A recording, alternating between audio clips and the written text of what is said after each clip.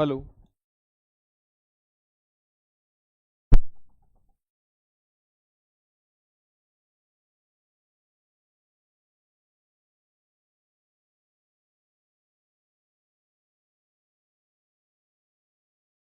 Hello. Hello. चलिए, नमस्कार प्यारे साथियों, जय श्री महाकाल। मैं कुमार विनय स्वागत करता हूं आप सभी का आपके अपने रोजगार विद अंकित के इस ऑनलाइन प्लेटफॉर्म पर। जल्दी से एक बार क्लास के साथ जुड़ जाए ताकि आज की इस कक्षा को हम विधिवत रूप से शुरुआत कर सकें। कैसे हैं आप लोग? बढ़िया हैं? चलिए, कमेंट करके बताएंगे मुझे,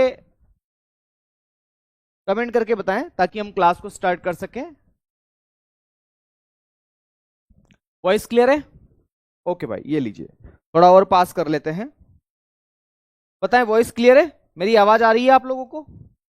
कल हमने पंचवर्षीय योजना के बारे में पढ़ा था लास्ट टाइम, और पंचवर्षीय योजना में हमने क्या क्या पढ़ लिया था। तो पंचवर्षीय योजना में हमने बहुत सारी चीजें पढ़ ली थी, जैसे पहली पंचवर्षीय योजना, दूसरी पंचवर्षीय योजना, है ना। मेरे ख्याल से दूसरी पंचवर्षीय योजना तक ही हमने पढ़ा था।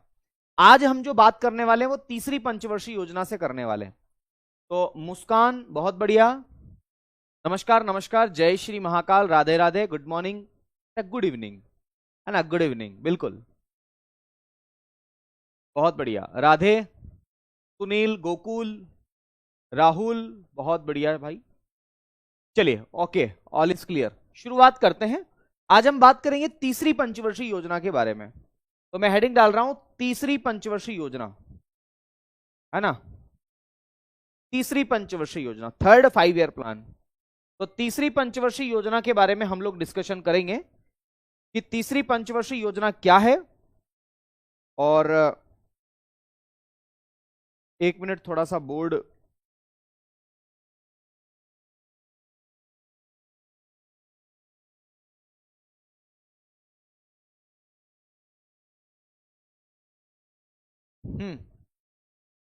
तीसरी पंचवर्षीय योजना के बारे में हम लोग डिस्कशन करते हैं। चलो, हो गया शुरू। तीसरी पंचवर्षीय योजना, तो हमने हेडिंग डाला है तीसरी पंचवर्षीय योजना।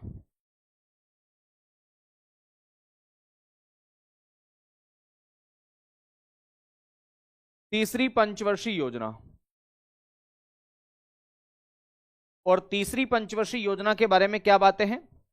तो तीसरी पंचवर्षीय योजना के बारे में बातें हैं, इसे अंग्रेजी में थर्ड 5 ईयर प्लान के नाम से जाना जाता है ना। तो मैं लिखूंगा थर्ड 5 ईयर प्लान, FYP, है ना, थर्ड 5 ईयर प्लान।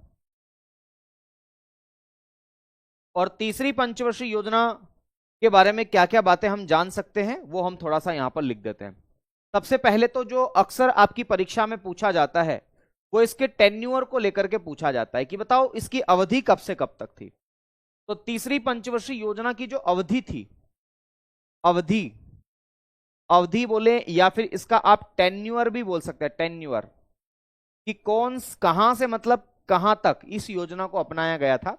तो दरअसल ये तीसरी पंचवर्षीय योजना की जो अवधि थी वो 1966 से लगा करके, याद रखना 1966 नहीं बेटा, 1961 से लगा करके 66 तक थी। तो 1961 से लगा करके 66 तक मेरे साथियों ये तीसरी पंचवर्षीय योजना की अवधि थी, है ना। तो 1961 से लगा करके 1966 तक हमने देश के अंदर तीसरी पंचवर्षीय योजना जो थी उस पर ध्यान दिया था। अच्छा, अगर आपसे यह पूछा जाए कि इस तीसरी पंचवर्षीय योजना में प्राथमिकता क्या थी, हमने कौन सी चीजों पर प्रायोरिटी दी थी, तो अगर मैं आपको बताऊं तो आप मुझे बताना मेरे साथियों, ये प्रायोरिटी बोलते हैं अंग्रेजी में, है ना, प्रायोरिटी। मुझे एक बात बताओ, पहली पंचवर्षीय योजना में हमने कौन से क्षेत्र में प्राथमिकता दी थी, प्रायोरिटी किसको दी थी फर्स्ट 5 ईयर प्लान में? जल्दी से बताएं, फर्स्ट 5 ईयर प्लान में हमने प्रायोरिटी किसको दी थी? कृषि को दी थी। सेकंड में हमने किसको दी थी? इंडस्ट्री को दी थी। तो पहली में कृषि को दी तो उद्योग पिछड़ गया, दूसरी में उद्योग दी तो कृषि पिछड़ गया। तो हमने सोचा कि अब कृषि और उद्योग दोनों को प्रायोरिटी हम देंगे। तो याद रखना, तीसरी पंचवर्षीय योजना में कृषि एवं उद्योग दोनों लिखेंगे। तो एग्रीकल्चर एवं इंडस्ट्री, तो कृषि एवं उद्योग, कृषि एवं उद्योग, है ना, एग्रीकल्चर एंड इंडस्ट्रीज। तो एग्रीकल्चर एंड इंडस्ट्रीज, है ना, क्या बोलेंगे, एग्रीकल्चर एंड इंडस्ट्रीज, इन दोनों को हमने इंडस्ट्रीज, इंडस्ट्री दोनों को हमने क्या दी? प्रायोरिटी दी। हमने सोचा कि चलो दोनों को साथ लेकर के चलते हैं। पर मैं आपको बता दूं मेरे दोस्त, ये एक असफल योजना थी।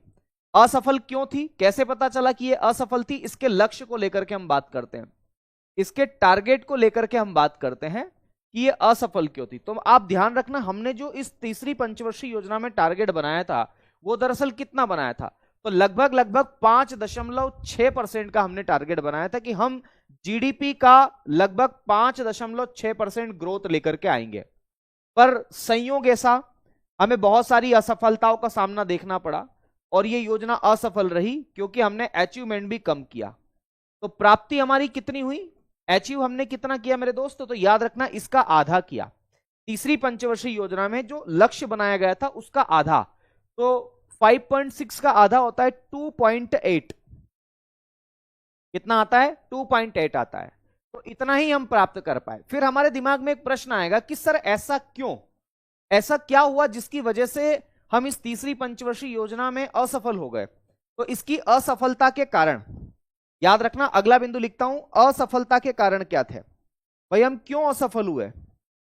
ये योजना असफल योजना के नाम से जानी जाती है। तो ये योजना असफल क्यों रही, क्या कारण थे इस योजना के पीछे असफलता के। तो याद रखना इस योजना के पीछे असफलता के बहुत सारे कारण थे। जैसे कि मैं बात करूं 1962 में चाइना के साथ हमारा युद्ध हो जाता है, किसके साथ, चीन के साथ युद्ध हो जाता है। तो मेरे दोस्तों 1962 में चीन के साथ क्या हो जाता है, युद्ध हो जाता है। देखो युद्ध होना, वॉर होना कोई छोटी बात तो नहीं है। हमारे देश का लगभग खजाना खाली हो जाता है भाई। हम 15,000 रुपए के ड्रोन के पीछे 15 लाख रुपए की अगर मशीन फेंक रहे हैं उसके ऊपर, उसको तोड़ने मरोड़ने के लिए, तो ये भी तो हमारा नुकसान ही है ना। पाकिस्तान ने 15,000 रुपए के ड्रोन फेंके हमारी तरफ, अब उसको उड़ाने के लिए हम 15 लाख की चीजें फेंक रहे हैं। तो यार देख लो अब आप, कहां 15,000 कहां 15 लाख। तो अगर युद्ध करना ही है तो इस तरीके से भी समाप्त किया जा सकता है, किसी को इकोनॉमिकली आप कमजोर कर दो, है ना। चलो चीन के साथ युद्ध हुआ, ठीक है। पंडित जवाहरलाल नेहरू तो भारत चीनी भाई भाई का नारा देते थे। पंडित जवाहरलाल नेहरू इस सदमे को झेल नहीं पाए और 1964 में पंडित जवाहरलाल नेहरू की डेथ हो गई, है ना। पंडित नेहरू की डेथ, नेहरू जी की क्या हो गई, डेथ हो गई, मृत्यु हो गई। कहते हैं कि इन्हें हार्ट अटैक आया, है ना, या जो भी कोई समस्या हो, लेकिन ये नहीं रहे 1964 में। बतौर प्रधानमंत्री अगर कोई ऐसे जाता है, ऐसे किसी की डेथ होती है तो अपने आप मतलब देश को बहुत बड़ा झटका लगता है। खैर ये झटके कोई कम झटके नहीं है। 1965 में ये पाकिस्तान फिर बाज नहीं आया, है ना। तो पाकिस्तान के साथ हमारा युद्ध हुआ, तो पाकिस्तान के साथ युद्ध, तो पाक युद्ध 1965 में हुआ। 1965 में हमारे साथ एक और घटना घटी, बंगाल में सूखे की समस्या का हमें सामना करना पड़ा। तो बंगाल का सूखा, है ना, भारत में सूखे की समस्या का, ड्रॉट की समस्या का हमें सामना करना पड़ा। और ये ऐसी समस्या थी मेरे दोस्त, देखो अगर सूखा है तो सिंचाई नहीं हो पाएगी, कृषि नहीं हो पाएगी, इसलिए असफल योजना के रूप में जानी गई। आ गई बात समझ में, इसलिए असफल योजना जानी गई। खैर इतनी सब चीजें होने के बावजूद भी हम हारेंगे नहीं, हमने बहुत सारी चीजों को प्राप्त भी किया है। सबसे पहले तो लिखेंगे इसमें मॉडल कौन सा था, तीसरी पंचवर्षीय योजना में मॉडल कौन सा था। तो देखो तीसरी पंचवर्षीय योजना में मॉडल कौन सा था, अगर ऐसा सवाल पूछा जाए तो याद रखना है इसमें था सुखमय चक्रवर्ती और जॉन सैंडी मॉडल। क्या याद रखेंगे, सुखमय चक्रवर्ती, सुखमय चक्रवर्ती,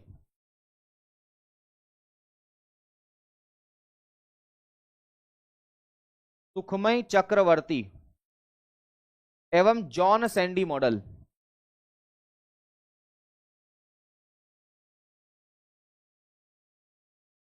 सुखमय चक्रवर्ती एवं जॉन सैंडी मॉडल, इस पंचवर्षीय योजना में मॉडल हमने बनाया। एक बात और मैं आपको बता दूं, अगर आपसे यह सवाल पूछा जाए कि कौन सी पंचवर्षीय योजना गॉडगिल मॉडल पर आधारित है, तो तीसरी पंचवर्षीय योजना ही है ना। तो चाहे तो आप अगला बिंदु भी लिख सकते हैं कि गॉडगिल मॉडल पर आधारित, यही पंचवर्षीय योजना थी जो गॉडगिल मॉडल पर आधारित थी। तो अगला बिंदु लिखेंगे गॉडगिल मॉडल पर आधारित, गॉडगिल, ये इनका पूरा नाम था डीआर गॉडगिल, धनंजय गॉडगिल। तो गॉडगिल मॉडल, उन्होंने एक मॉडल बनाया था, तो गॉडगिल मॉडल पर आधारित थी। तो बेस्ड ऑन गॉडगिल मॉडल, है ना, बेस्ड ऑन गॉडगिल मॉडल, ये भी आपको याद रखना है। ये सवाल भी आया हुआ है।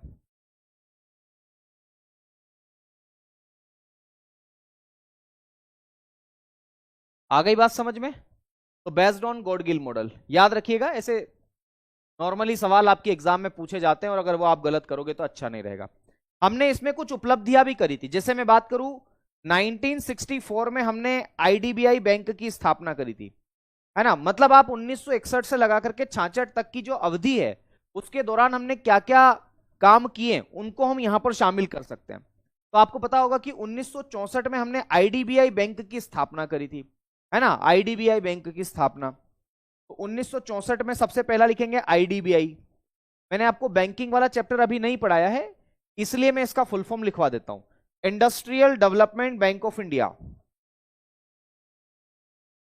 Industrial development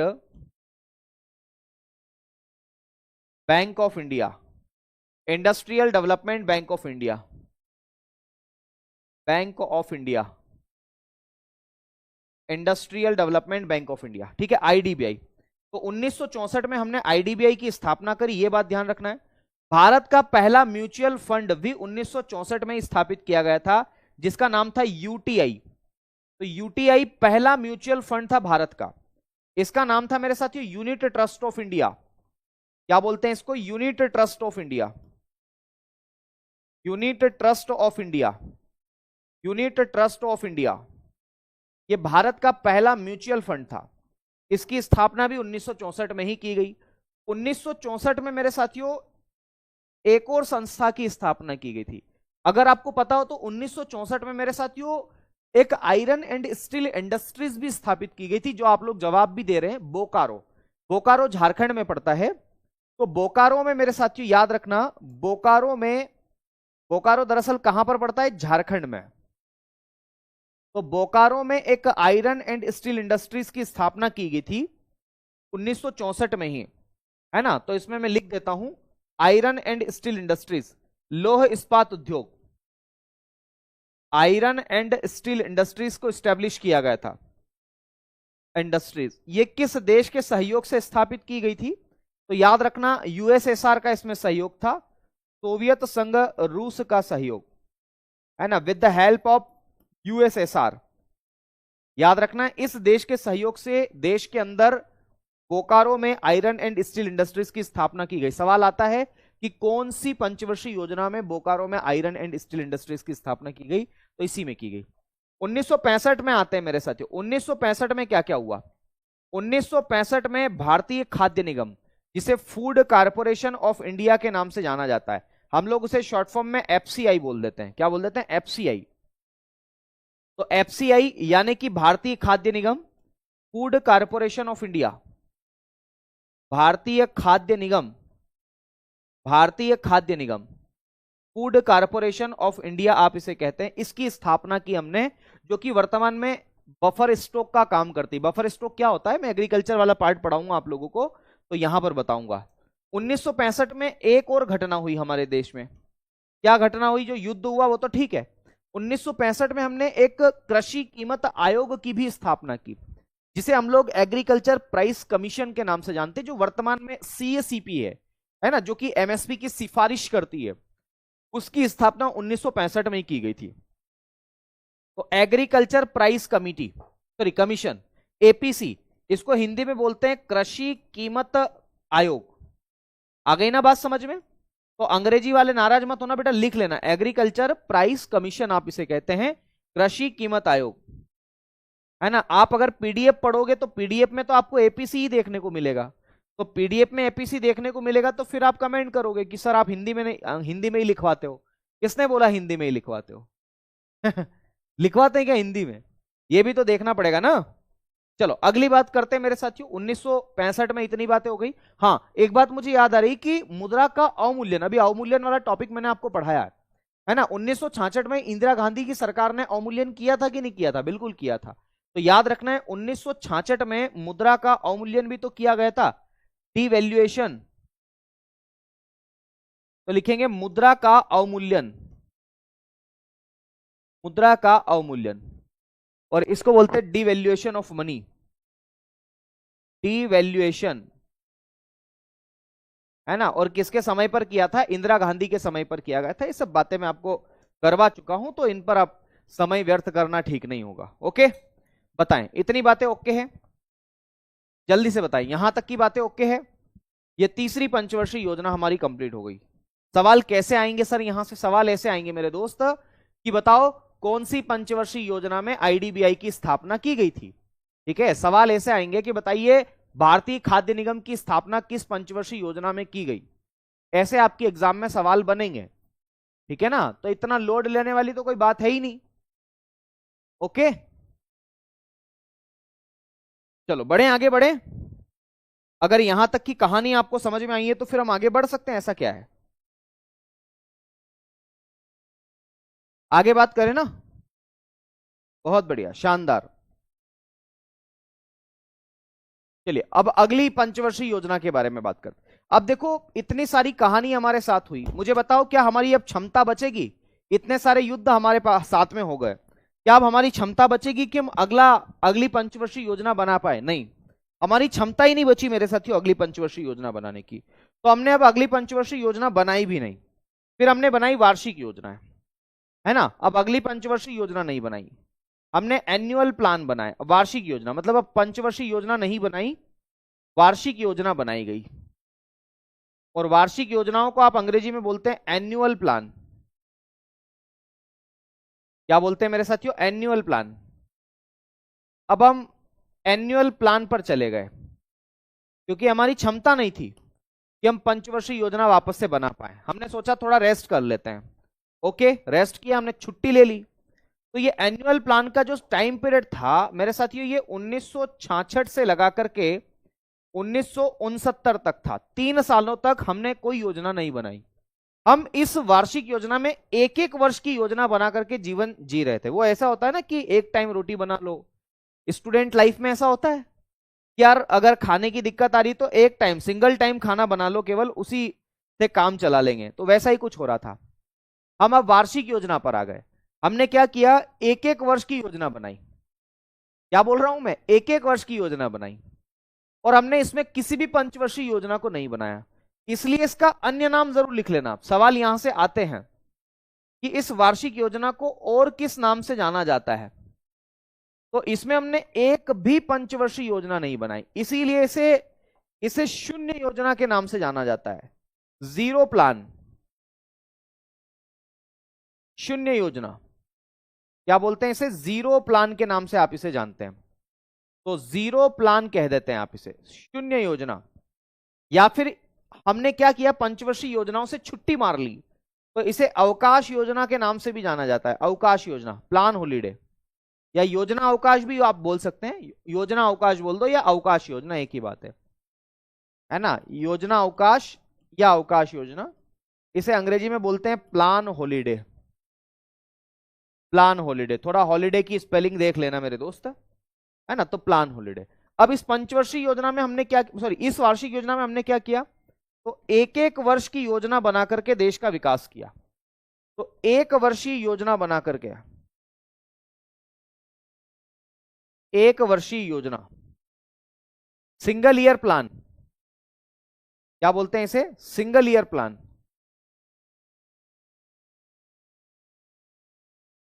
single year plan, है ना। इसको हम बोलते हैं एक वर्षीय योजना। तो एक वर्षीय योजना बनाकर, एक वर्षीय योजना बनाकर देश का विकास किया। देश का विकास किया, एक वर्षीय योजना बनाकर देश के विकास को बढ़ावा दिया। कुल मिलाकर के ये मैं कहना चाह रहा हूं।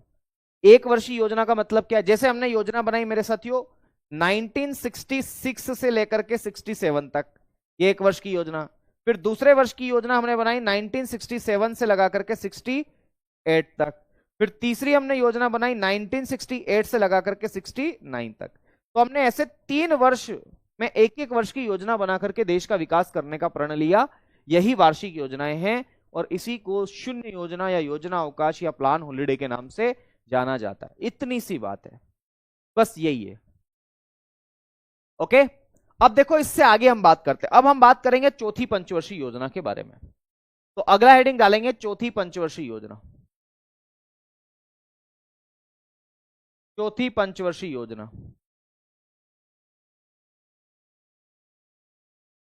फोर्थ 5 ईयर प्लान, चौथी पंचवर्षीय योजना,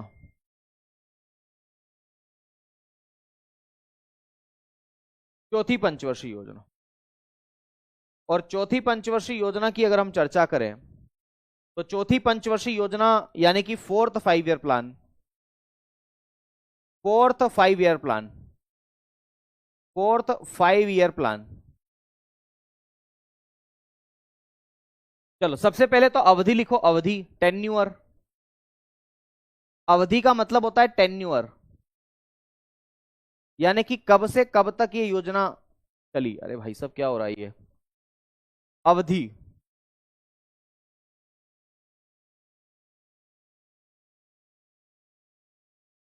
चौथी पंचवर्षीय योजना का टेन्यूअर क्या है, तो याद रखना है चौथी पंचवर्षीय योजना का जो टेन्यूअर है, देखो 1969 तक तो वो योजना चली थी आपकी वार्षिक योजना या जीरो योजना। इसके आगे तो ये 1969 से लगा करके 5 साल जोड़ लो, तो 1969 से लगा करके 1974 तक ये चौथी पंचवर्षीय योजना चली भाई साहब। ये चौथी पंचवर्षीय योजना की अवधि है, चौथी की अवधि है ना, चौथी पंचवर्षीय योजना की अवधि है मेरे दोस्त। आ गई बात समझ में, है ना? ओके। अब अगर आपसे यह पूछा जाए कि इस पंचवर्षीय योजना में मॉडल कौन सा अपनाया गया था, मॉडल, तो क्या जवाब देंगे? मॉडल इसमें कौन सा अपनाया गया था? तो दो व्यक्ति थे और वो अर्थशास्त्री ही थे। उनका नाम था अशोक रुद्र और एक था एलन मात्रे। इन दोनों ने एक रूपरेखा बनाई थी कि देश का विकास कैसे करना है, तो उस पर आधारित ये योजना थी। तो इसका जो मॉडल था उसका नाम था अशोक रुद्र, अशोक रुद्र एवं एलन मात्रे मॉडल।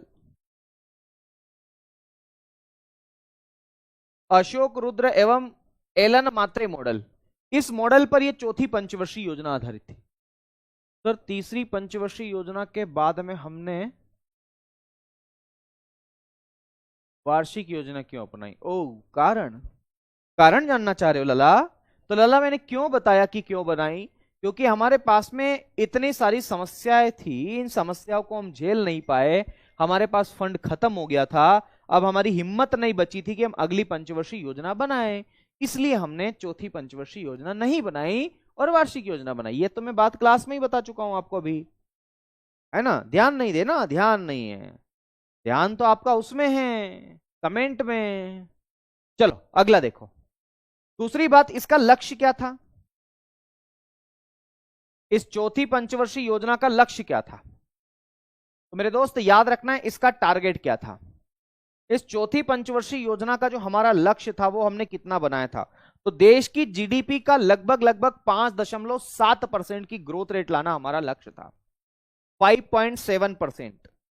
मैं आपको आंकड़े में उलझाना नहीं चाहता हूं, नहीं तो कृषि क्षेत्र में कितना लक्ष्य बनाया था, उद्योग में कितना बनाया था, सेवा क्षेत्र में, सब में अलग अलग है, पर कोई मतलब नहीं उसका, है ना? तो लक्ष्य 5.7% था। प्राप्ति कितनी थी मेरे दोस्त? प्राप्ति हमने कितना अचीव किया? तो यार हम अभी देखो हमारी इकोनॉमी बुरी ही है, अभी तो हमने युद्ध झेले ही हैं, तो हम इतना तो नहीं बना पाए, लेकिन 3.3% का अचीवमेंट हम जरूर कर पाए। तो ये कम अचीवमेंट नहीं होता, अपने आप में एक बड़ा अचीवमेंट है 3.3% का, ठीक है? पर इसमें हमने एक उद्देश्य बनाया था। अब देखो प्रायोरिटी नहीं लिख रहा हूं मैं, उद्देश्य लिख रहा हूं, तो हर एक चीज का मतलब होता है, सवाल भी उसी दृष्टिकोण से पूछे जाते हैं। तो इसका ऑब्जेक्टिव क्या था? इस चौथी पंचवर्षीय योजना में पहली बार देश के अंदर आत्मनिर्भरता की बात की गई थी। हम क्या बोलते हैं कि आत्मनिर्भर भारत, आत्मनिर्भर भारत, समय देख लो पहले, आत्मनिर्भर भारत की शुरुआत कब से हो गई थी, है ना? ये चौथी पंचवर्षीय योजना से ही हो गई थी। तो इसका जो ऑब्जेक्टिव था वो आत्मनिर्भरता की प्राप्ति ही था। क्या था इसका ऑब्जेक्टिव? आत्मनिर्भरता की प्राप्ति। और आत्मनिर्भरता का मतलब है कि हमारी डिपेंडेंसी विदेशों पर क्या होनी चाहिए, कम होनी चाहिए। भाई हम क्यों किसी दूसरे देशों पर निर्भर रहें, तो विदेशों पर हमारी निर्भरता कम हो और भारत में ही उन सभी चीजों का प्रोडक्शन हो, इसी को हम बोलते हैं आत्मनिर्भरता, है ना। तो सेल्फ रिलायंट के नाम से आप इसे जानते हैं। तो आत्मनिर्भरता की प्राप्ति, इसको किस नाम से जाना जाता है, सेल्फ रिलायंट के नाम से जाना जाता है ना। और आत्मनिर्भरता का मतलब क्या है, देश के अंदर ही, मतलब विदेशों पर निर्भरता कम होना, यह आत्मनिर्भरता। बेटा अगर आपने फाउंडेशन बेच में पढ़ रखा है तो यहां पढ़ने की जरूरत नहीं है, ठीक है, हो जाएगा उससे ही। तो आत्मनिर्भरता का मतलब क्या होता है, आत्मनिर्भरता का मतलब होता है मेरे साथियों कि विदेशों पर निर्भरता में कमी करना, विदेशों पर निर्भरता को क्या करना, कम करना, विदेशों पर निर्भरता को कम करना, या फिर हम कह सकते हैं कि घरेलू उत्पादन को बढ़ावा देना, यह भी तो हो सकता है ना भाई, घरेलू उत्पादन को बढ़ावा देना, डोमेस्टिक प्रोडक्शन जो है उसको बढ़ावा देना, देश के अंदर ही उन चीजों का उत्पादन हम कर लें जो हम विदेशों से मंगवाते हैं। तो घरेलू उत्पादन को बढ़ावा देना, इसको अंग्रेजी में बोलते हैं डोमेस्टिक प्रोडक्शन को बढ़ावा देना, यही इसका ऑब्जेक्टिव था। एक और इसका ऑब्जेक्टिव था, और वो था स्थिरता के साथ साथ आर्थिक विकास को बढ़ावा देना। तो दूसरा ऑब्जेक्टिव लिखेंगे, स्थिरता के साथ साथ आर्थिक विकास को बढ़ावा देना, स्थिरता के साथ आर्थिक विकास को बढ़ावा देना, स्थिरता के साथ आर्थिक विकास को बढ़ावा देना, है ना। इसको हम अंग्रेजी में बोलेंगे इकोनॉमिक डेवलपमेंट विथ स्टेबिलिटी। क्या बोलेंगे, economic development with stability.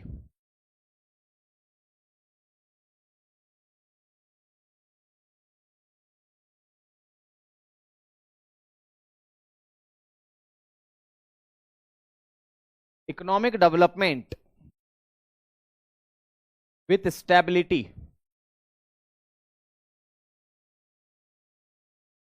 Economic development with stability, आ गई बात समझ में। तो आर्थिक विकास के साथ साथ स्थिरता के साथ साथ आर्थिक विकास को बढ़ावा देना, यह भी आपको याद रखना है, यह भी एक इंपॉर्टेंट बात है। स्थिरता का मतलब है स्टेबिलिटी, है ना, उसके साथ साथ देश की इकोनॉमी को बढ़ावा देना, यह जरूरी है।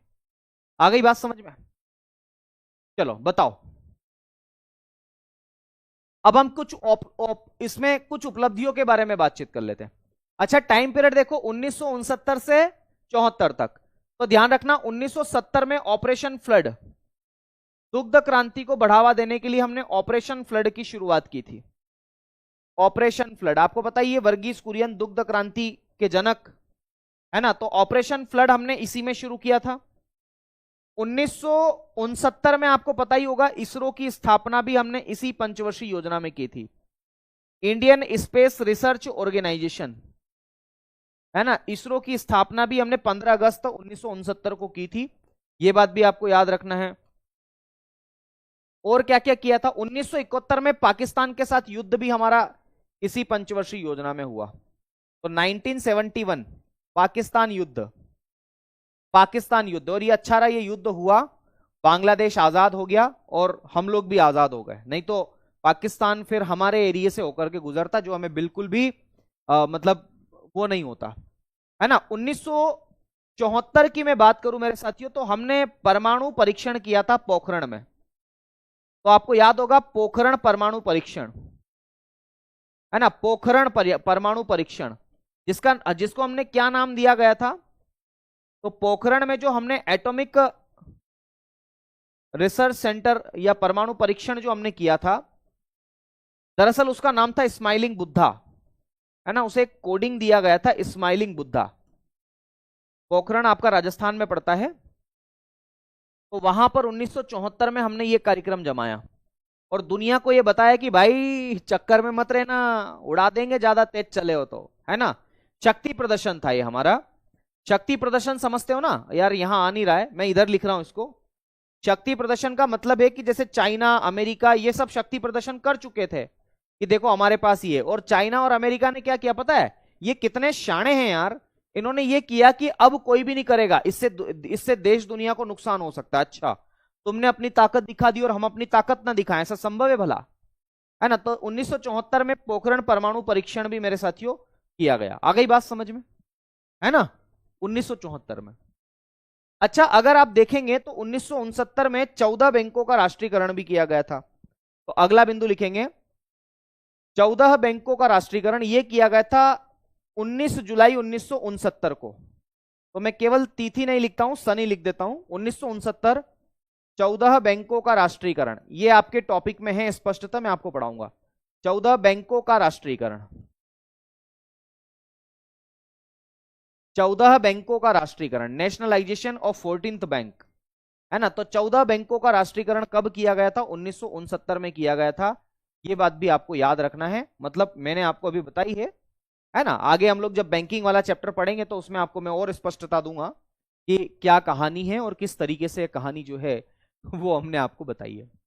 ठीक है, आई बात समझ में आप लोगों को? और क्या क्या चीजें हो सकती है ना? तो हमने एक परमाणु ऊर्जा संयंत्र का संचालन शुरू किया था तारापुर में। तारापुर पड़ता है महाराष्ट्र में। तो अगला बिंदु लिखेंगे तारापुर महाराष्ट्र। तारापुर महाराष्ट्र, ये MH लिख रहा हूं, इसका मतलब महाराष्ट्र है। तो यहां पर परमाणु ऊर्जा संयंत्र का संचालन हमने शुरू किया था। परमाणु ऊर्जा संयंत्र, परमाणु ऊर्जा संयंत्र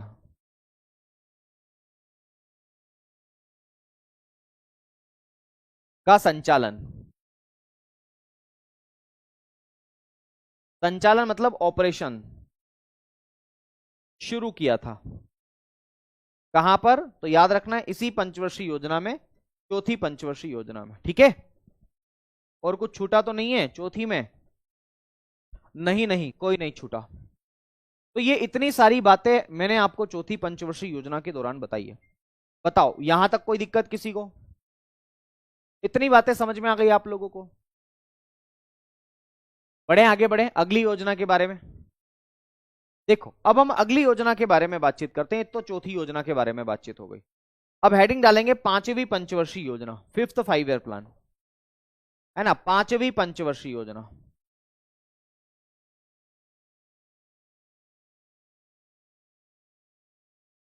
पांचवी पंचवर्षीय योजना।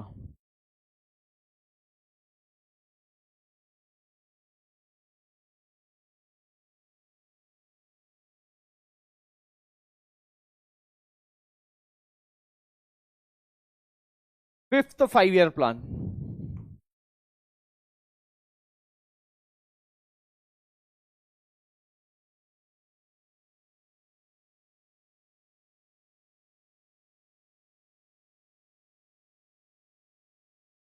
पांचवी पंचवर्षीय योजना। सबसे पहले तो पांचवी पंचवर्षीय योजना की अवधि लिखो, टेन्यूअर, यानी कि योजना कब से कब तक बनाई गई थी। देखो ये योजना जो बनाई गई थी ना, वो तो 5 सालों के लिए ही बनाई गई थी। जी हां दोस्तों, इस योजना को 1974 से, थोड़ा 7 ठीक लिख देता हूं, 1974 से 1979 के लिए ही बनाया गया था। 5 सालों के लिए ही बनाया गया, पर राजनीतिक अस्थिरता के कारण, पॉलिटिकल अनस्टेबिलिटी के कारण, क्योंकि इस समय देखो अब जनता दल भी आ गया है ना? मतलब अब बीजेपी भी आ गई है, जनता दल आ गया और दूसरी पार्टी भी आ गई, और देश के अंदर गठबंधन की सरकार का फार्मूला शुरू हो गया था। आजादी के बाद से, आजादी के बाद तुरंत बाद कांग्रेस का वर्चस्व था। कहीं से भी कांग्रेस चुनाव लड़ती थी, एक तरफा जीतती थी, उसे कोई हरा ही नहीं सकता था, उसे कोई नहीं हरा सकता था।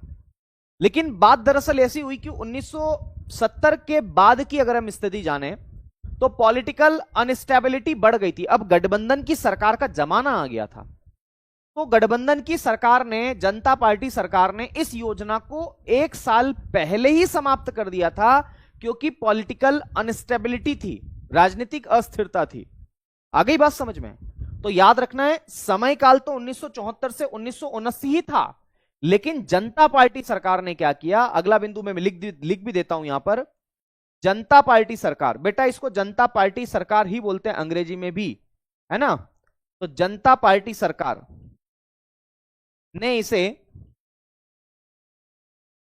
1 वर्ष पहले ही समाप्त कर दिया।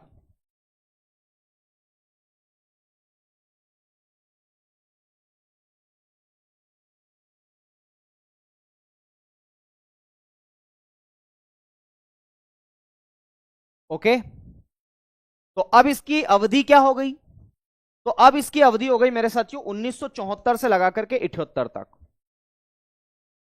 आ गई बात समझ में? अब की केवल 4 वर्ष की योजना बन के रह गई। इसीलिए अगर सवाल पूछा जाए कि बताओ कौन सी पंचवर्षीय योजना केवल 4 वर्ष की योजना थी, तो केवल 4 वर्षीय योजना, ओनली 4 ईयर प्लान, वो आपकी थी मेरे साथियों कौन सी योजना? तो याद रखना है 5वीं पंचवर्षीय योजना। तो ओनली 4 ईयर प्लान। ऐसा क्यों हुआ? तो पॉलिटिकल अनस्टेबिलिटी के कारण।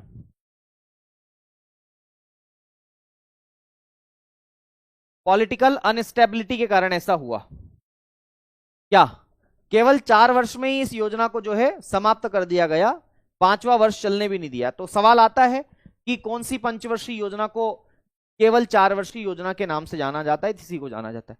अच्छा, इस योजना में मॉडल कौन सा था? तो याद रखना इस 5वीं पंचवर्षीय योजना में जो हमने मॉडल अपनाया था उसका नाम था डीपी धर मॉडल। क्या बोलते हैं उसे? डीपी धर मॉडल। तो डीपी धर मॉडल आप बोलेंगे, क्या बोलेंगे मेरे साथियों? डीपी धर मॉडल। ये मॉडल था इस 5वीं पंचवर्षीय योजना के अंतर्गत। 5वीं पंचवर्षीय योजना का लक्ष्य कितना था? लक्ष्य, लक्ष्य का मतलब है टारगेट। कितना टारगेट हमने 5वीं पंचवर्षीय योजना में बनाया था? तो याद रखना है 5वीं पंचवर्षीय योजना में जो हमने टारगेट बनाया था वो था मेरे साथियों 4.4%। कितना था? 4.4%। तो लिखेंगे 4.4%। प्राप्ति कितनी करी थी हमने? ज्यादा करी थी लक्ष्य से। तो मेरे दोस्त हमने अचीवमेंट कितना किया था? तो प्राप्ति हमने करी थी 4.8%। ज्यादा हुई ना? प्राप्ति थोड़ी ज्यादा थी। इस 5वीं पंचवर्षीय योजना में इंदिरा गांधी के द्वारा एक नारा भी दिया गया था, गरीबी हटाओ का नारा। तो याद रखना है अगर सवाल पूछा जाए कि गरीबी हटाओ नारा किस पंचवर्षीय योजना में दिया गया, तो गरीबी हटाओ नारा, गरीबी हटाओ का नारा मेरे साथियों 4थी पंचवर्षीय योजना में दिया गया। किसके द्वारा दिया गया? तो इंदिरा गांधी जी के द्वारा दिया गया। इंदिरा गांधी ने दिया।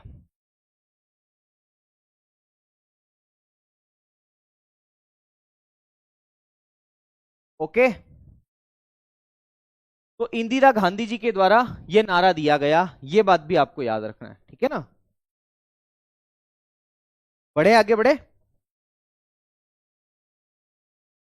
बताओ यहां तक की बातें ओके है? हम्म, बहुत बढ़िया।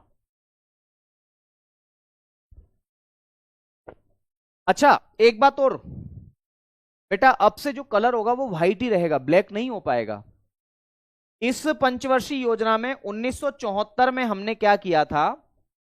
एक प्रोग्राम की शुरुआत की थी जिसका नाम था न्यूनतम आवश्यकता कार्यक्रम, मिनिमम नीड प्रोग्राम। न्यूनतम आवश्यकता कार्यक्रम,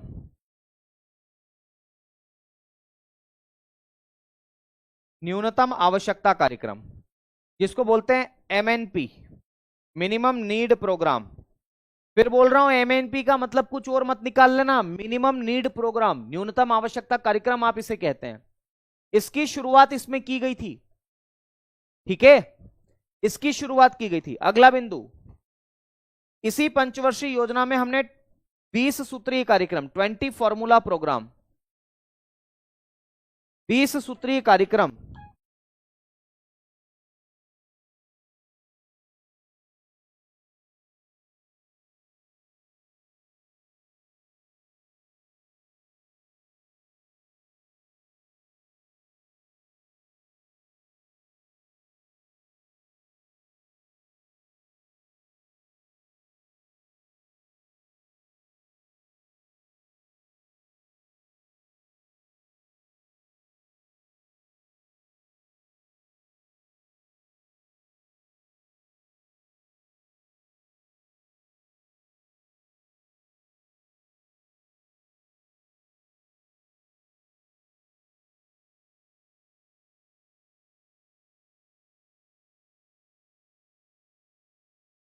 देखो 20 सूत्री कार्यक्रम का मतलब है कि 20 पॉइंट है उसके अंदर, जैसे गरीबी को कम करना, बेरोजगारी को कम करना, है ना, रोजगार को बढ़ावा देना, शिक्षा को बढ़ावा देना, ऐसे करके टोटल 20 पॉइंट थे।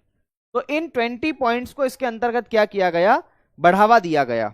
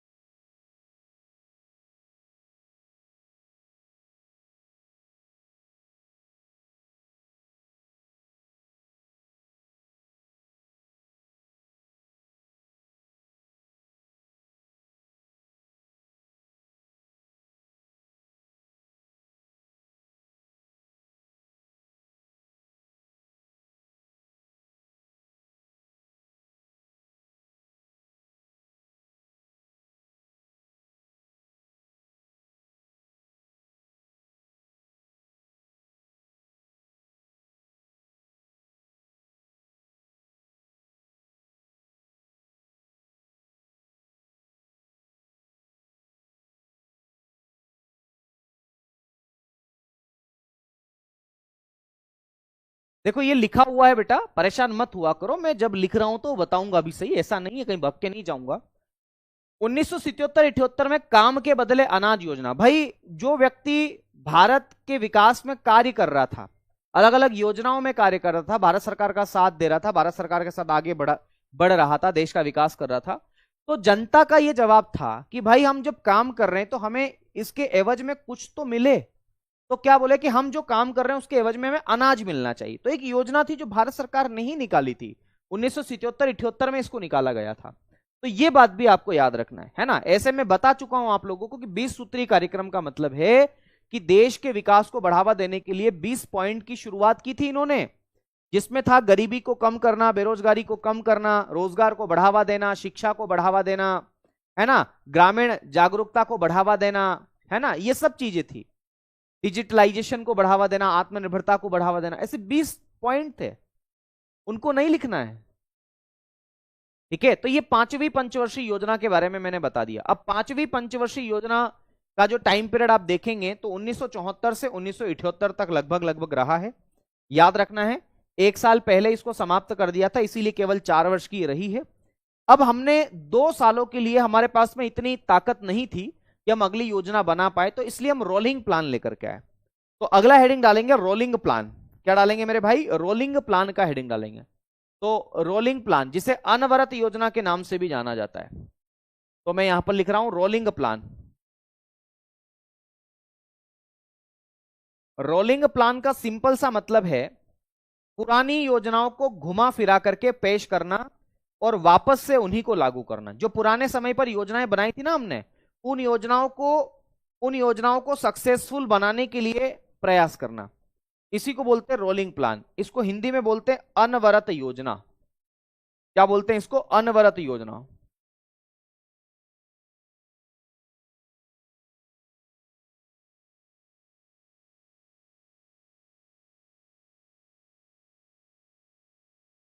अनवरत योजना, रोलिंग प्लान।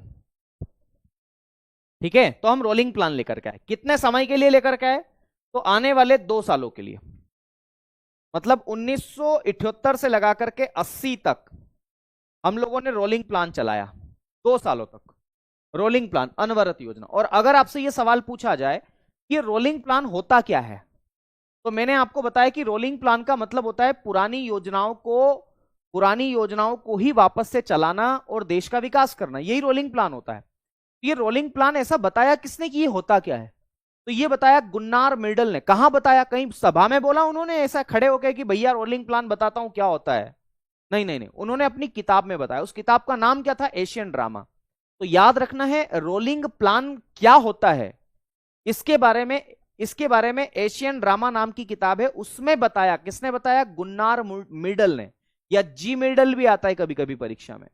तो आपको यह ध्यान रखना है कि रोलिंग प्लान जो है इसका कॉन्सेप्ट किसने दिया, ये अवधारणा किसने दी। तो इसका कॉन्सेप्ट दिया मेरे साथियों गुन्नार मिर्डल। क्या नाम है? Gunnar Myrdal. Gunnar Myrdal. तो गुन्नार मिर्डल ने इसका एक कॉन्सेप्ट दिया। और गुन्नार मिर्डल की पुस्तक का नाम क्या है? तो इनकी पुस्तक का नाम है एशियन ड्रामा। एशियन ड्रामा इनकी पुस्तक का नाम है। एशियन ड्रामा क्या है इनकी पुस्तक का नाम? तो गुन्नार मिर्डल की पुस्तक का नाम एशियन ड्रामा है। दूसरी बात आपको यह याद रखना है कि गुन्नार मिर्डल जो है ना, इन्होंने इस बुक में बताया था। अच्छा, भारत में इसको किसने लागू किया रोलिंग प्लान को? तो भारत में मेरे साथियों प्रोफेसर डीटी लकड़वाला ने इसको लागू किया। तो भारत में लागू जो है वो किसके द्वारा किया गया ये प्लान? तो इनका नाम है DT Lakdawala. Professor DT Lakdawala. ये ना तो लड़की वाला है ना लड़का वाला है ना, याद रखना ये प्रोफेसर साहब है। तो प्रोफेसर डीटी लकड़वाला, आप लोग याद रखना, ये इनका पूरा नाम लिख करके लाओगे आप लोग, है ना। आ गई बात समझ में? तो ये भी मैंने आपको यहां पर बताने की कोशिश की है, तो जरूर आप लोग इसे भी थोड़ा सा देख लें। ओके, चलो ठीक है ना। तो अनवरत योजना हमने 2 सालों तक 1978 से लगा करके 1980 तक चलाई। अब अनवरत योजना के बाद में हम आते हैं अब 5वीं पंचवर्षीय योजना के बाद 6वीं पंचवर्षीय योजना के बारे में। तो आइए अगला हेडिंग डालेंगे 6th 5 ईयर प्लान, है ना। 6वीं पंचवर्षीय योजना, 6ठी पंचवर्षीय योजना या 6वीं जो भी है, 6th 5 ईयर प्लान।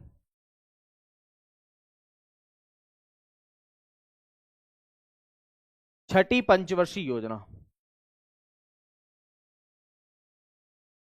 अंग्रेजी में आप लिख सकते हैं 6th 5 ईयर प्लान, छठी पंचवर्षीय योजना या 6th 5 ईयर प्लान। तो देखो छठी पंचवर्षीय योजना क्या है, छठी पंचवर्षीय योजना की अवधि क्या है? सबसे पहले तो ये देखो इसका टेन्यूअर क्या है।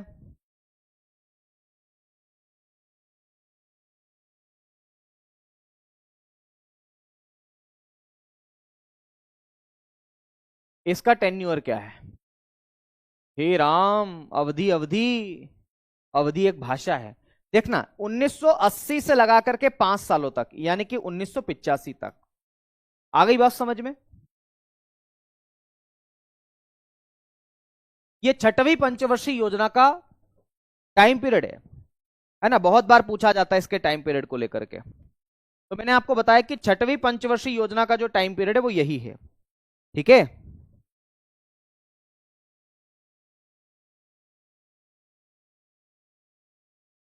ओके, चलो बहुत बढ़िया। अब देखो 6वीं पंचवर्षीय योजना का, योजना में प्रायोरिटी क्या थी? प्रायोरिटी, प्राथमिकता। तो 6वीं पंचवर्षीय योजना में प्रायोरिटी थी मेरे साथियों, प्राथमिकता क्या थी? प्रायोरिटी। तो देखो 2 प्रायोरिटी आपको याद रख लेना है। सबसे पहले तो लिखना है गरीबी को कम करना, पुअर्टी एलिविएशन आप इसे कहते हैं, गरीबी कम करना, पुअर्टी एलिविएशन, है ना, यानी कि इसको कम करना। तो गरीबी को कम करना। और दूसरी प्रायोरिटी थी रोजगार को बढ़ावा देना। रोजगार का मतलब होता है एम्प्लॉयमेंट।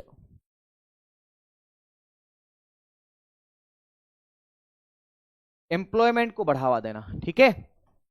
अगली बात मेरे साथियों, इसमें लक्ष्य कितना था? लक्ष्य का मतलब क्या होता है? टारगेट। तो इस पंचवर्षीय योजना में हमने लक्ष्य कितना बनाया था? तो ध्यान रखना 6वीं पंचवर्षीय योजना में हमने जो टारगेट बनाया था मेरे साथी वो कितना? तो इसका जो टारगेट था वो 5.2% था। कितना था? 5.2%। तो 5.2% का टारगेट हमने बनाया था। हमने कितना प्राप्त किया इस पंचवर्षीय योजना में? तो जरूरत से ज्यादा ही हमने अचीव किया है, याद रखना है। 5.7% के आसपास हमने इसके अंदर अचीव किया है। तो ये प्राप्ति है, ये लक्ष्य, ये सब बातें हैं जो 6वीं पंचवर्षीय योजना से, इससे आगे हम पढ़ेंगे कल। तो कल की क्लास में इससे आगे हम लोग पढ़ेंगे मेरे साथियों। कैसी लगी आपको क्लासेस? जल्दी से एक बार कमेंट करके जरूर मुझे बताइएगा कि कैसी आपको क्लासेस लगी। ठीक है, बाकी अब चर्चा आपसे करेंगे कल, आज के लिए इतना ही करेंगे। तो कल शाम को 6 बजे फिर से आपसे मुलाकात करते हैं। तब तक के लिए दीजिए मुझे इजाजत। शुक्रिया, धन्यवाद। जय महाकाल, राधे राधे। खूब पढ़िए, मस्त रहिए, स्वस्थ रहिए और अपने आप को अच्छे से, है ना, काबिल बनाइए उसके। ठीक है, ज्यादा कमेंट बाजी भी अच्छी बात नहीं है बेटा, नहीं करना चाहिए, कोई मतलब नहीं निकलता उससे। चलिए, नमस्कार, धन्यवाद।